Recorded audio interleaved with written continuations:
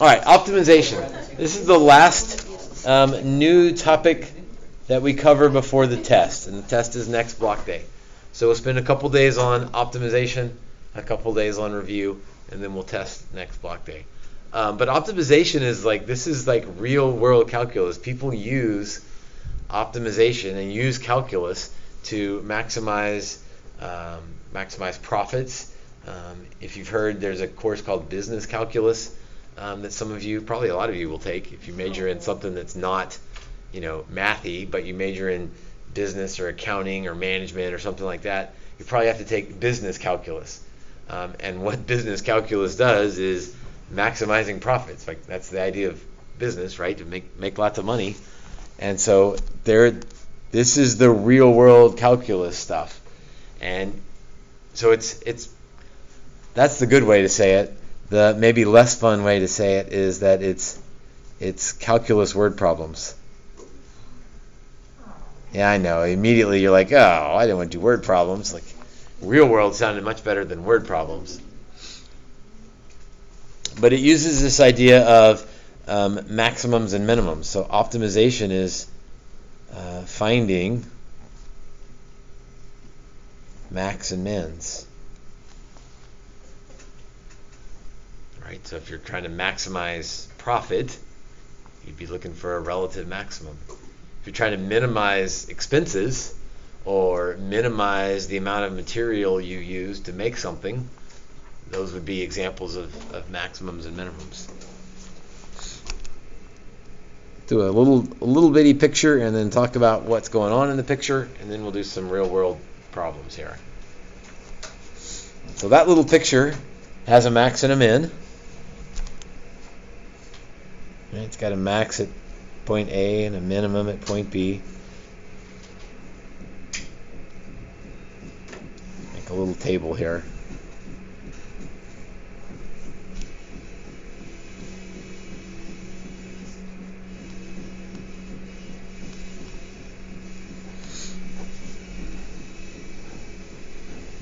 This very much relates to the warm-ups we were doing earlier, both the table and the picture. What's f prime at A? What's the slope of the tangent line at A? 0. What's the slope of the tangent line at B?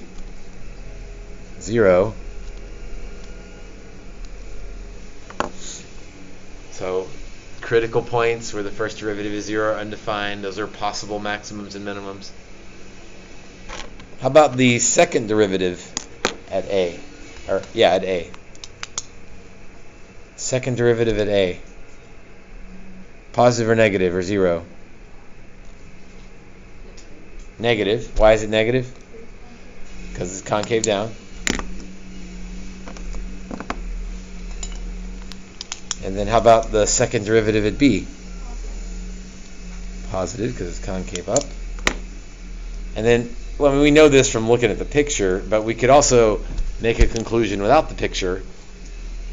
If it's a horizontal tangent line spot, but concave down, that's a relative max. Horizontal tangent line, but concave up, that's a relative min.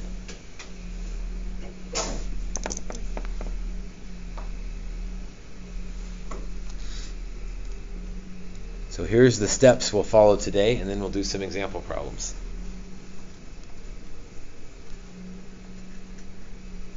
Step 1, set f prime equal to 0.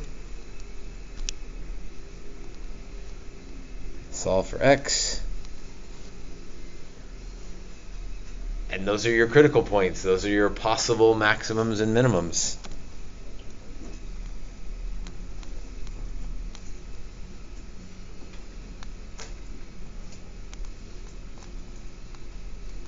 Think back to the roadmap that we drew a bunch of times. We're sort of back to that. Finding critical points because those are possible maximums and minimums. Now, the second step is super important because if you're trying to maximize profit, you don't want to come back with a minimum, right? That's a good way to get fired from your job. Your boss tells you, hey, figure out how we can maximize these profits.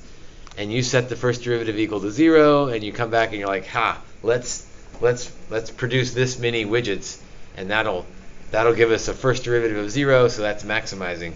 Yeah, well, what if you didn't check and you ended up minimizing your profits? That would be bad. So we have to make sure to answer the question, is it a max or min?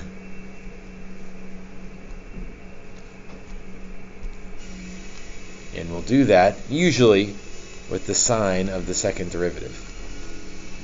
That's the second derivative test. Are we concave down? If so, then we found a maximum. Are we concave up? Then we found a minimum.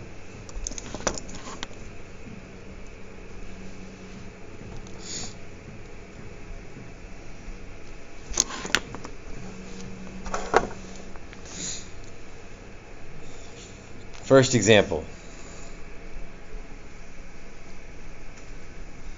An open box is made from a 16-inch by 30-inch piece of cardboard.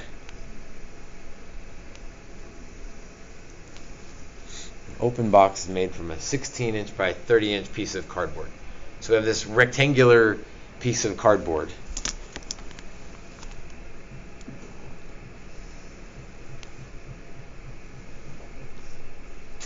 So flat, rectangular piece of cardboard. The question we want to answer is, what size squares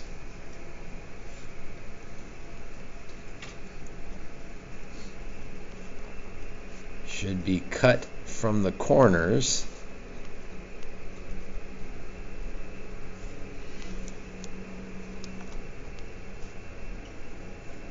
to maximize volume?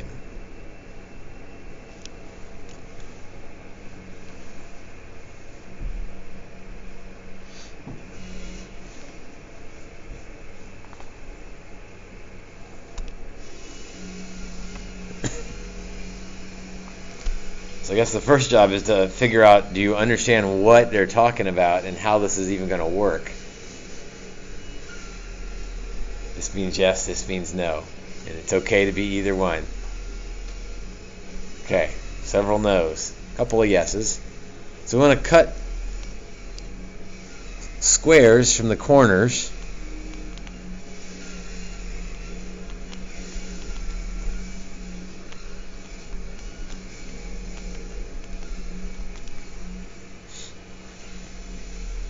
And if we cut those squares from the corners, then we can fold. This would be the base of the box now. After we cut away the corners, cut those out, throw them away, and then fold up the sides. Takes a little bit of visualization here, and it makes an open box. Better? Better?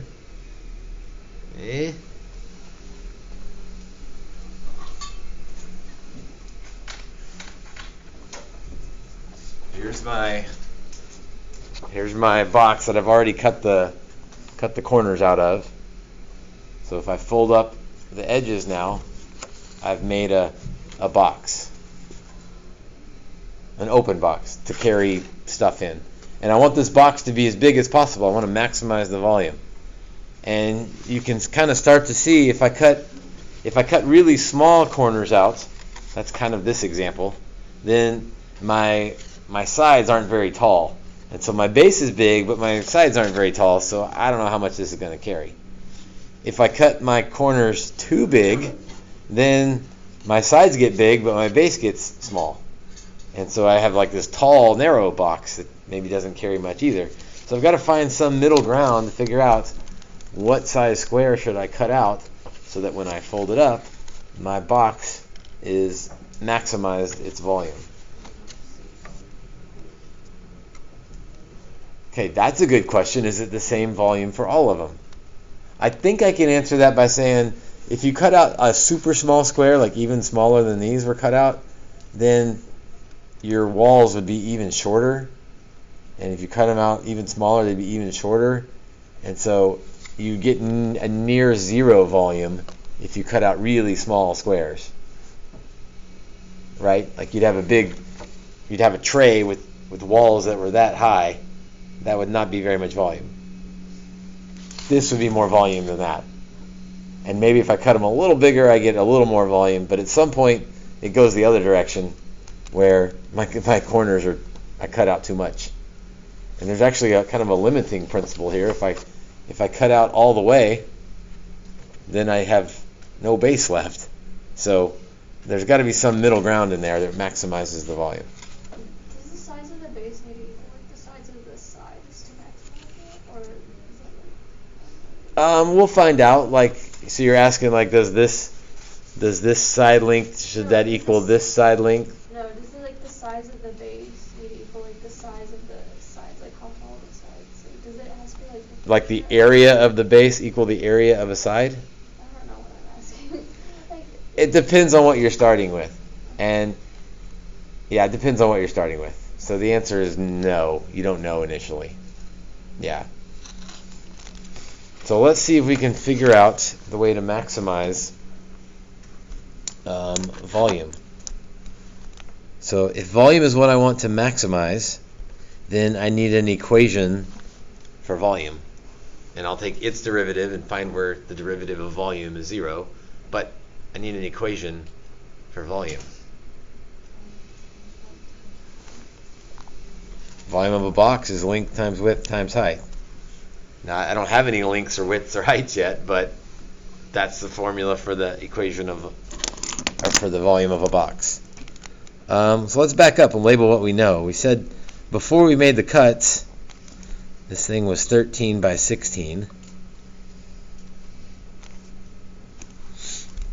Or 30 by 16, excuse me. But that's not the width or that's not the area of the base. I mean, that's the area of the original rectangle, 30 by 16. But I'm going to make some cuts. I'm going to cut out, and I'm just going to call them X because that's what we don't know. So all of those cuts are length X.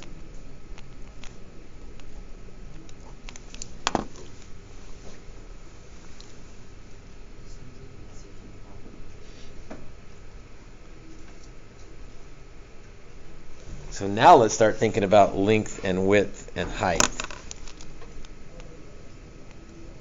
So let's call that length. Because after we make the cuts and after we make the folds, that'll be the length. Is there an expression for what the length will be?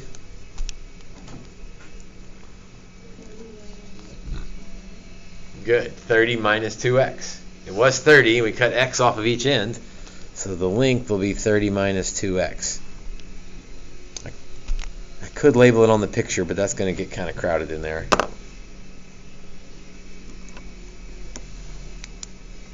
Let's see. We also need a width. So I'm going to say this is the width.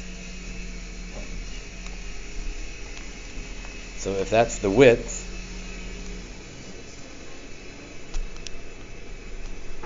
how long is that?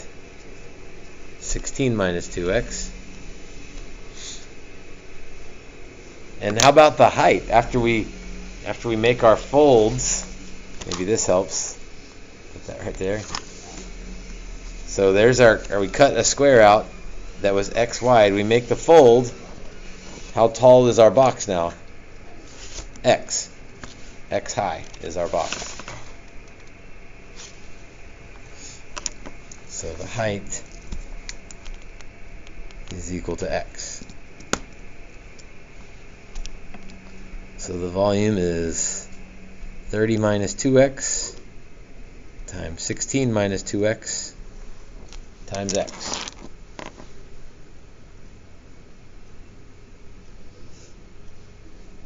So I have an expression for the volume now. That's what I want to maximize, so that's what I want to take the derivative of. Although I don't really want to take the derivative of it right now because that would be kind of messy. Let's do some algebra.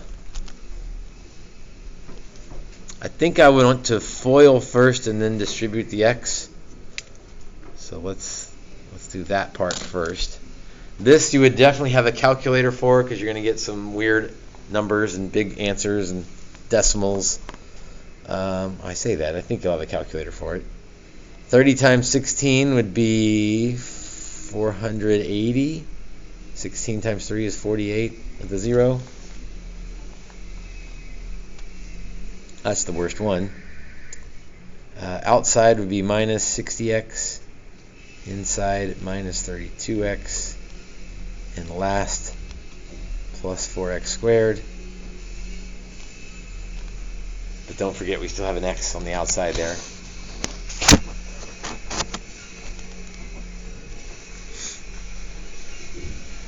I'm going to do two steps at once here. I'm going to distribute the x and collect like terms. Or I guess I'm going to collect like terms first and then distribute the x. And reorder them. So that's going to be three things at once, but I think we can handle that. So 4x cubed. And then this would be minus 92x. But with that other x, it's going to be 92x squared. And then plus 480x.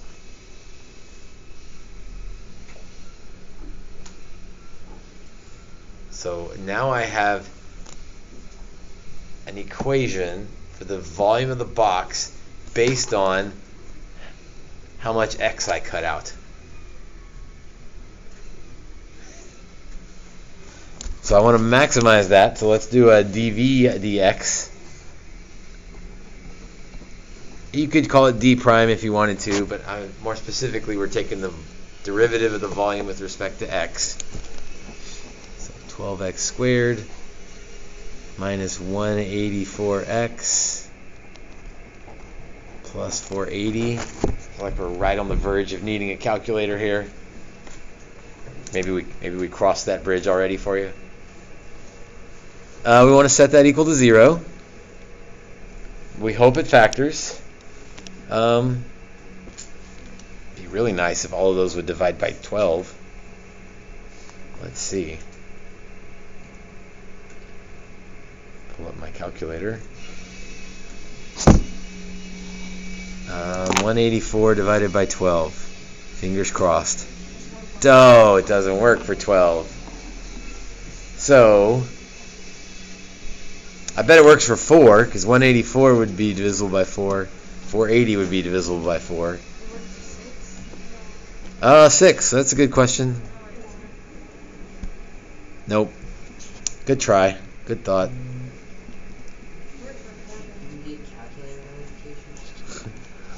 I get phone notifications because this is my phone. But yes, that was a notification.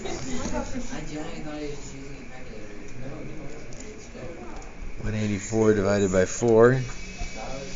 Whoops, 184 divided by 4.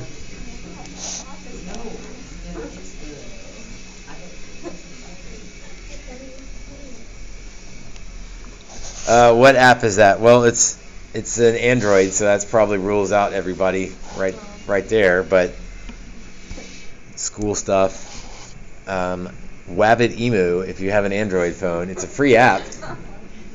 I don't know what the Wabbit part is. Emu is short for emulator, so it emulates a TI-83 or 84. So it's great if you got an Android. You got a TI-84 in your pocket everywhere you go. All right, so it factored. We factored out a 4. And that would be nice if we could.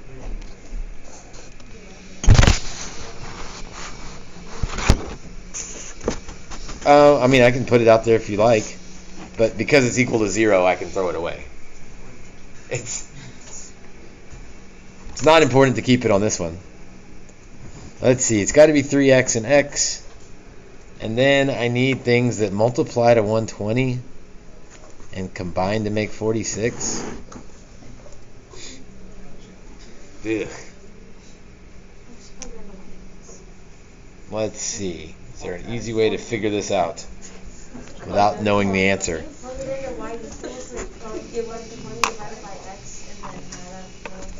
Yeah, 120 has a bunch of factors.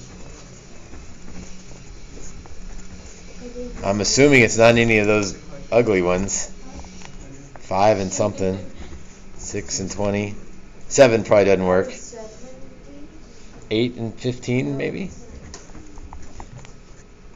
10 and 12. So that's a lot of factors. And the hard part is, it's not just those, it's that one of them gets to be paired with 3. Definitely 3 and 4. What about signs? If I want them to multiply to be positive, they need to be the same. They're both negative. That makes life a little bit easier. I mean, maybe not a lot easier, but a little bit easier. So I need to multiply one of these by 3 and the other one not by 3 and add up to 46. 10 and 12, which one needs to go with the 3 though? If I put the 12 across from the 3, that makes 36. And the 10 there makes 46. No, and you'd have a calculator so you could either graph it and look for x-intercepts, or you could do the quadratic formula if you wanted to. You have to do it very carefully, but you could do it.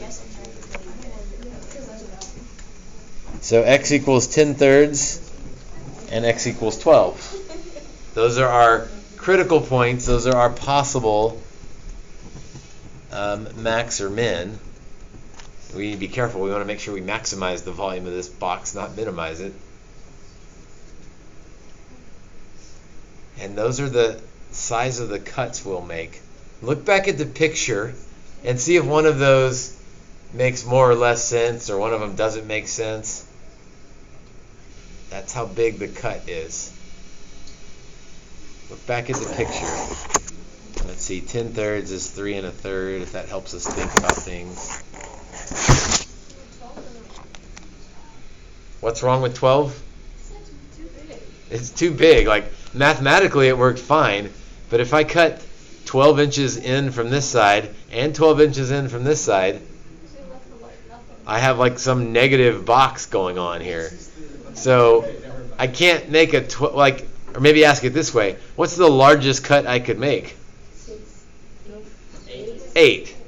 That would still give me 0, right? Because then I would have no base left. But at the very least, I can't cut more than 8, because then something weird's going on. So 12, this happens quite a bit in these optimization problems. You get an answer that's like, wait a minute, I can't really do that. Like, mathematically it worked, but I can't. This is my box. I can't cut 12 inches from each side, because then I'm cutting, it doesn't work. So I need to check. I think 3 1/3 is my answer, but I need to check it to see if it's a max or a min. So how do I check to see if it's a max or a min? Number line would work. That would work. We could do that. I want to do it a different way, though, that I think is easier than a number line. Plug it into what? When we made our table at the very beginning of this, how did we know if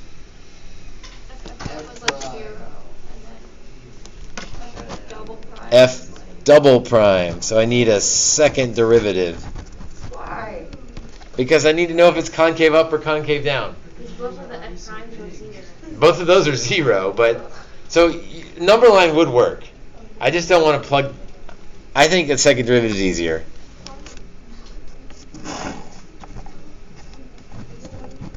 (24x minus 184). Oh, okay. That's not bad. And then if I evaluate that at x equals 10/3 with a calculator, 24 times 10/3 minus 184 is negative 104. 24 times 10 thirds minus 184 equals negative 104. So what does that mean? Concave down because it's negative. So what does that mean? For concave down and f prime is 0, there's a max at x equals 10 thirds.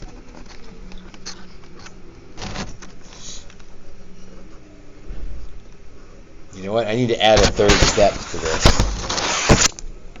Sorry if your notes are going to get crammed up now. Make sure you answer the right question, because on these problems, they can ask a variety of things, and so the very last thing you do is, you did all the calculus. Make sure you answer the question that they're asking. What size square should be cut? Well, x equals 10 thirds is the size of the square we should cut. They could have asked, what's the maximum volume? And when we'd have to plug it back in and see what the volume is. I don't have to get the area of that square though, to say what size of square you should cut. Well, the square is 10 thirds by 10 thirds. I guess if we really want to say the square. Okay, so but you won't have to find the area of it. I guess it could have asked find the area of the square, but okay. That would seem a little bit weird. Okay. It's usually going to ask for the variable that you found or for the quantity that's being maximized or minimized. Okay, let's try that. Quantity.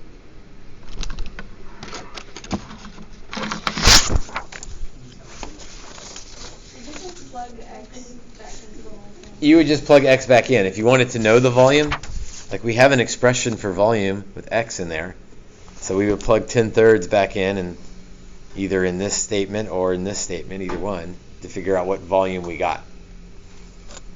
It didn't ask for that, but that's the two things it usually asks for, is the variable or the quantity that's being maximized, or sometimes both.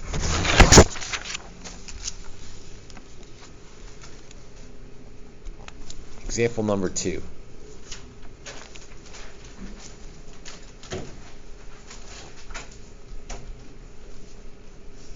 Longmire has... Anybody watch that show on Netflix? No. Great show.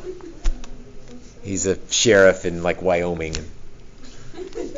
Anyway, he would have 200 meters of fencing laying around for a rectangular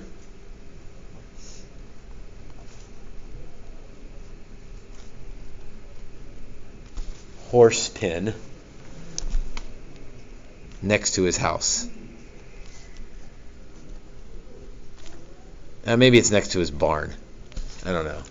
You put a horse pen next to your house and their horses are right next to your window. I don't know. Let's put it next to his barn.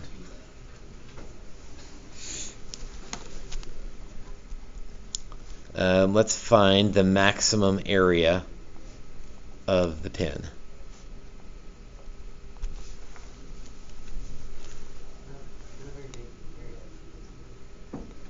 200 meters? 200 yards of fencing? It's like 2 football fields? I was thinking area, 200 meters, 200 square meters. Right, now 200 square meters, that would not be much for a horse to roam in. You're right. Emily? If you used all of it, wouldn't the area be the same no matter what dimensions? Let's draw a picture. Am I wrong? So if you use all the 200 meters, then the perimeter would be the same. Yeah. But the area wouldn't be the same, because you could make a square, or you could make a really long and skinny rectangle. I mean, that wouldn't be great for horses, right? You can run back and forth. You can't really graze. Your area would be small. You could make a long and skinny rectangle the other way. That wouldn't be very good either. And this is why we put it next to his barn, because if it's just out in the open, the square is the best answer. But we've got his barn, and then next to the barn, we're going to put this. Why would the square be the best thing to do if it's Because that would maximize the area. If you don't like that, if you're not convinced, then you do the calculus on it and prove it. Mark? So does the 200 meters only cover 3 sides? Yes, that's super important. The question was, does the 200 meters only cover the 3 sides? Because we're next to his barn, we don't need fencing on this side. So that helps us, right? It means we can get a little bit extra area because we don't have to fence one of the sides.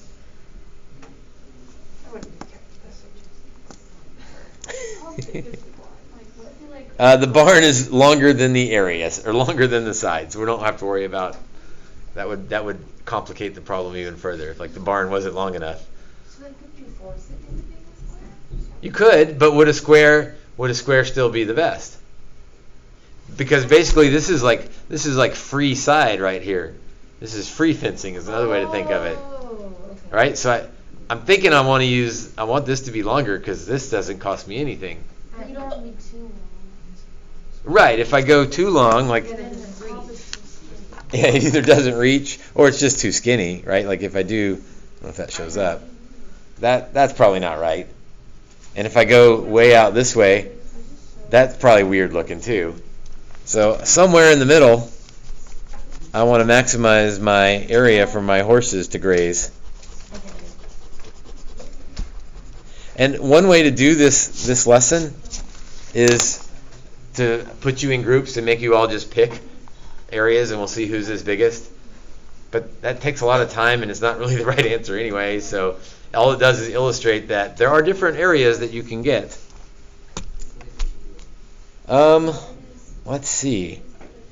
Area. I need to maximize area. What's the formula for area? What's the area of a rectangle? Length times width. So I got a length and a width. I don't know which one you'd call what. The long one's the length. That means the short one's the width. If you label it the other way, it's completely okay. Your L and W will be backwards for mine, but you would still have the same dimensions. So it doesn't matter what you label them.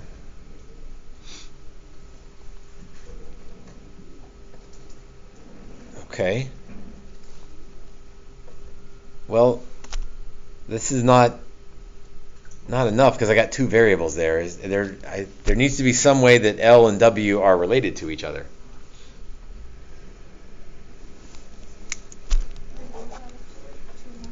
Okay, they add up to 200, right? Like the total fencing is 200. So what adds up to 200?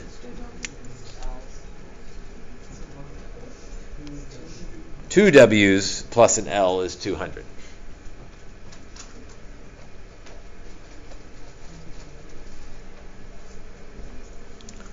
Now, which one of these equations am I going to take the derivative of?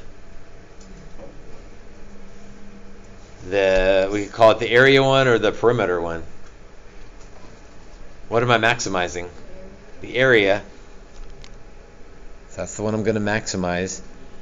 The one I want to optimize. Some books will call this the primary equation because that's like the most important one.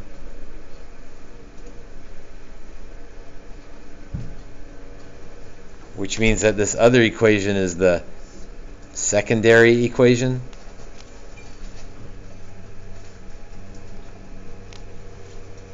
Very unofficially, it's sort of the helper equation. Like I'm not going to maximize it, but I need it so that I can substitute into that first equation and get one variable. So we got to do some algebra first here. Well, your choice. Would you like to solve for L or for W in this equation? Like L equals 200 minus 2W. L is 200 minus 2W, and then exactly, we'll put that in to the primary equation. You could have solved for W, but then you'd had fractions and divided by 2 and make it easy on yourself. So area is 200 minus 2W, because that's L, times W.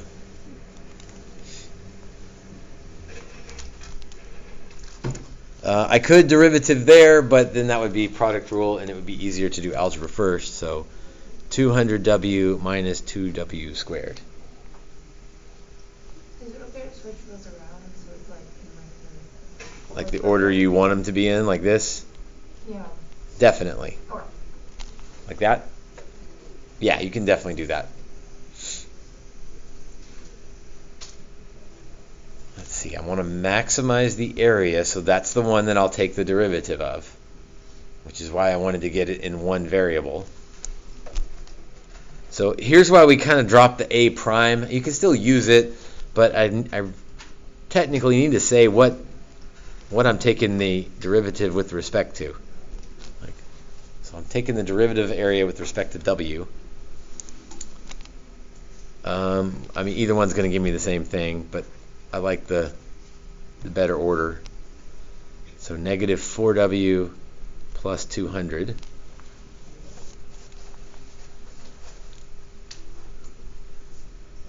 Okay, what do I do with that? That's the derivative.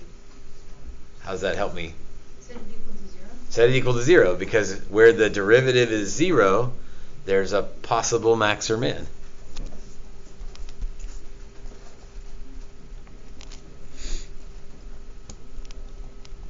So W equals 50. And units are important on this one. I didn't say that on that last problem, but we're in meters, so 50 meters. But I don't really know yet if that's a maximum or a minimum. And again, I better be careful if I want a maximum. I don't want to end up reporting the opposite. So how do I figure out if this is a max or a min? Second derivative or number line. Emily, you still like the number line? Because we could do a number line on this one. But let's do the second derivative, because what's the second derivative equal to for this problem? Negative 4. Negative 4. What does that mean? I didn't plug anything in. If the second derivative is negative 4. Would that just be like negative with our concave down? So it's concave down everywhere.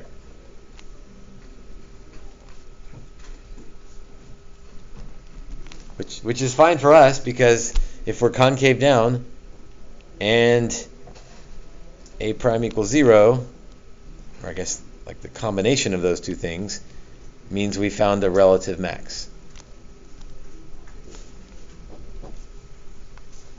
So we're good with 50 as an answer. Now let's make sure we answer the right question here. So we know to make the width 50, but the question was find the area of the pin. So there's a couple ways to do this, because I have lots of equations for area of the pin. One is to go back and find L, and then just do W times L. That's probably what most people would do. You do have an equation for area that only has W in it, so you could plug it in there. But I think most people would go back to their picture and say, okay, if W is 50, what's L going to be? 100, just because either this equation, 200 minus 2 times 50, or you just kind of look at the picture and piece it together. L is 200 minus 2 times 50, and then area is length times width, so 100 times 50 is 5,000 meters squared for our horses to roam. Which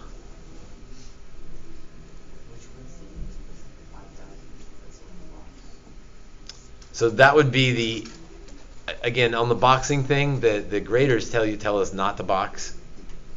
But if you're boxing because you want me to find your answer, the maximum area is 5,000 meters squared. That's the answer to the question. But they could have said what dimensions would give the maximum area. Or a lot of times they just ask it all, like find the dimensions and the maximum area. And you kind of go back and look, and you're like, I guess that makes sense. because you do want to make use of this long free wall there, free fencing, but you don't want to make it too long because then your area starts getting small. This is sort of the classic optimization problem, and it's classic because there's other ways to do fence problems.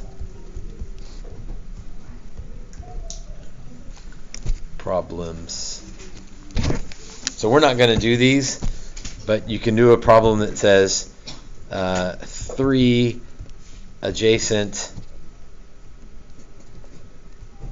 rectangles. Adjacent meaning like right next to each other.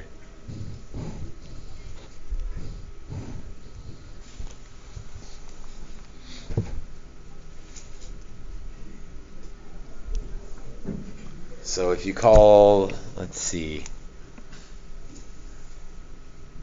how do we want to do length and width? Let's see, width and length. Length is the whole thing though. So the area is length times width. But how much fence do you need? Or what's the equation for the fence?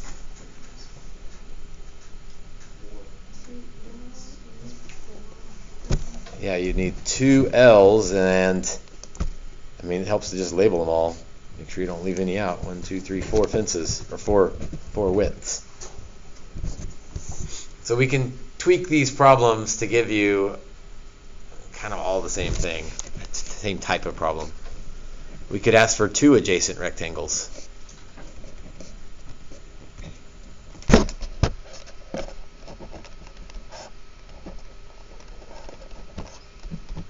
Why don't you see if you can draw that picture, come up with an equation for area, and an equation for how much fence to use.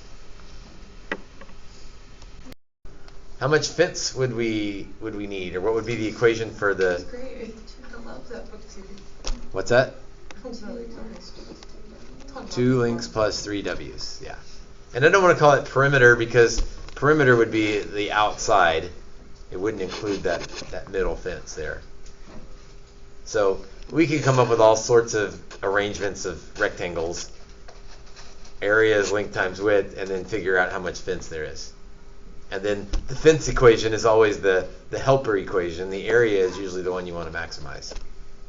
Are there never any squares because it's just like the same number? Or? Yeah, if you just want one rectangle without a barn, like this, if you do the calculus, good question. So if you just want one rectangle and you're trying to figure out what's the best, well, you might just be able to figure out from thinking about it. Right? If you go too far this way, then you've got this as your area. If you go too far the other way, you have that as your area. And the perfect spot right in the middle is the square. So there's probably never going to be any square questions. Right, because you can kind of just figure them out and be like, wait a minute, I just do a square. Now you can do the calculus to prove that that's what it is, but usually we either make multiple like adjacent rectangles like this, or we put it up against a barn or a river. A river is a good one because then you don't have to worry about there's 100 meters of river. Like, oh, that's fine. But 100 meters of barn, that's a big barn.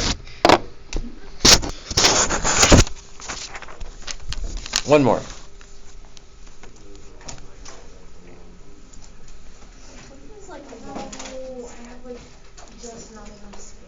And this is a...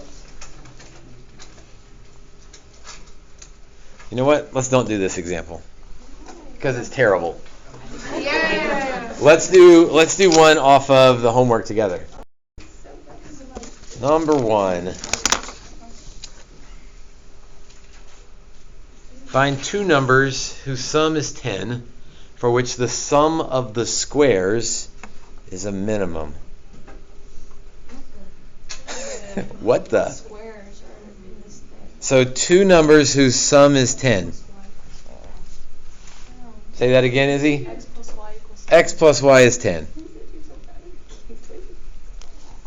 2 numbers whose sum is 10. Got it. for which the sum of the squares is a minimum. So I want the sum, I'm just going to call that S because that's what I want to minimize.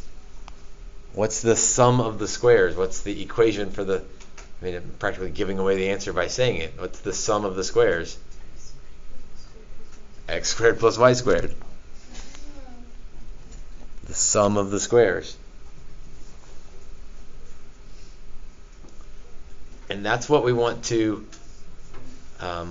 optimize. So that's kind of our primary equation. That's the one we want to take a derivative of. But I don't want to take a derivative yet because I've got two variables in there. So let's solve this one for one of the variables. Y equals 10 minus x. Doesn't really matter which one.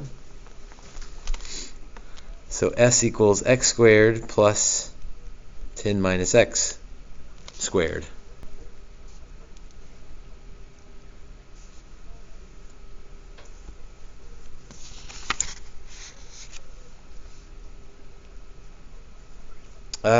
Do you want an algebra first, or are you ready to take a derivative now? It's kind of either way, because this derivative is not bad. But you'd still rather algebra? FOIL? Okay. So x squared plus 100 minus 20x plus x squared.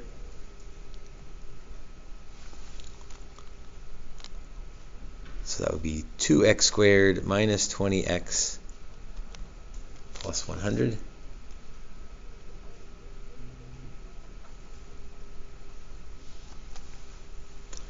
So derivative, and since we're just doing it in terms of x, maybe s prime is a fine way to say it. 4x minus 20. What do we do with that derivative? Like, why are we doing this now? Set it equal to 0. So what does x equal? 5. How do I make sure that's a minimum, though? What if that's a maximum? Second derivative. And what's the second derivative? 4. This is great. What's that mean if the second derivative is 4? Concave up. What does that mean? That means it's a minimum. So x equals 5 is a good answer. Now let's make sure we answer the question. Find two numbers. So that's what we're trying to find. Find two numbers. Well, y is 10 minus x, so y is 5 also.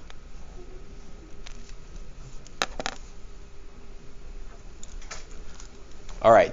This worksheet is only half assigned today. The other half I'll assign Friday. So let's say 1 through 6.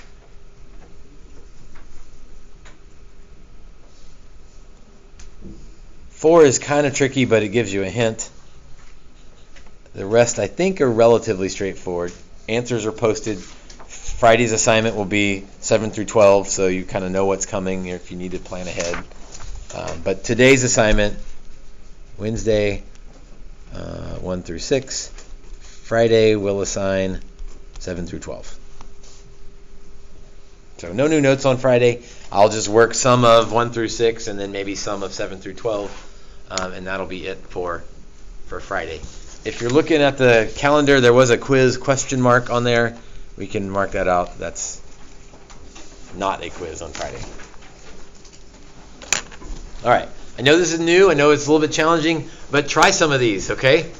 You know, don't come in Friday and just let me work them all. Like, give them a go. See how far you can get with them. And again, it'll be a fight. It'll be a struggle initially, but that's how you learn. So don't wait for Friday. Try them. If you get stuck, you get stuck. That's fine. But give them a try.